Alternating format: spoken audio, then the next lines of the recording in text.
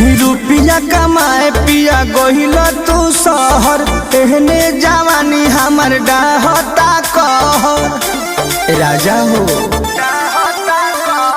रुपिया कमाए पिया गोहिल तू शहर, एहने जवानी हमर डाहता कहर।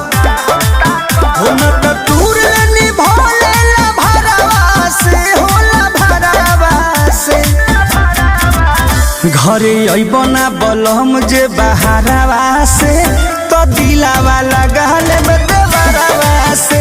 घरे अइबना बलम जे बहारवा से, तो दिलावा लगा लेबे।